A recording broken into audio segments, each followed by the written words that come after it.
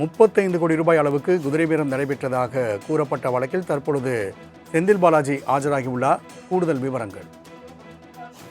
வணக்கம். தாவேகா எம்எல்ஏவிடம் குதிரை பேரம் நடத்திய வழக்கில் திமுக முன்னாள் அமைச்சர் செந்தில் பாலாஜி தற்போது பிணை தொகை செலுத்துவதற்காக சென்னை மாவட்ட முதன்மை அமர்வு நீதிமன்றத்திற்கு வருகை தந்திருக்கிறார். தாவேகா எம்எல்ஏவிடம் குதிரை பேரம் நடத்திய வழக்கில் திமுக முன்னாள் அமைச்சர் செந்தில் பாலாஜி மற்றும் அவரது சகோதரர் அசோக்குமார் ஆகியோருக்கு காவல்துறை விசாரணை அதிகாரி முன் தினமும் இருவேளையை ஆஜராக வேண்டும் என்ற நிபந்தனையுடன் கடந்த ஜூலை 8ஆம் தேதி இருவருக்கும் முன்ஜாமீன் வழங்கி சென்னை உயர்நீதிமன்றம் உத்தரவிட்டிருந்தது. கிருஷ்ணகிரி மாவட்டம் ஊத்தங்கரை தொகுதியின் தாவேகா எம்எல்ஏ இளையராஜாவிடம் குதிரை பேரம் பேசியதாக பதிவு செய்யப்பட்ட வழக்கில் முன்ஜாமீன் கோரி ஏற்கனவே முன்னாள் அமைச்சர் செந்தில் பாலாஜி அவரது சகோதரர் அசோக்குமார் தாக்கல் செய்த மனுக்கள் நீதிபதி ஜி கே இளந்திரையன் விசாரித்திருந்தார்.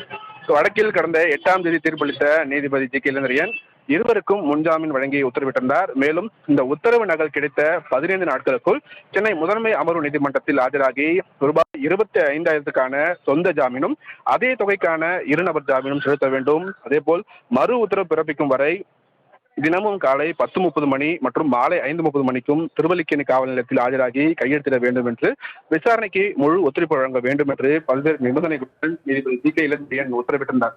இருவரும் வழக்கு விசாரணையின் போது தலைமறைவாக கூடாது, வழக்கு தொடர்பான ஆதாரங்கள் சாட்சிகளை கலைக்கக்கூடாது என்றும் தெரிவித்த நீதிபதி நிபந்தனைகளை மீறினால் விசாரணை நீதிமன்றம் சட்டப்படி நடவடிக்கை மேற்கொள்ளலாம் என்றும் உத்தரவிட்டிருந்தார். இதன்படி கடந்த ஜூலை 10ஆம் தேதி உத்தரவு நகல் கிடைத்தது. இன்றுடன் 14 நாட்கள் அந்த உத்தரவு நகல் கிடைத்து முடிகிறது. எனவே நாளையுடன் இந்த பிணை தொகை செலுத்துவதற்கான நேரம் முடிவடைய உள்ளதால் இன்றைய தினம் சென்னை மாவட்ட முதன்மை அமர்வு நீதிமன்றத்தில் பிணை தொகையான 25,000 ரூபாய்க்கான இந்த பிணை தொகை செலுத்துவதற்காக முன்னாள் அமைச்சர் செந்தில் பாலாஜி தற்போது சென்னை முதன்மை அமர்வு நீதிமன்றத்திற்கு வருகை தந்திருக்கிறார்.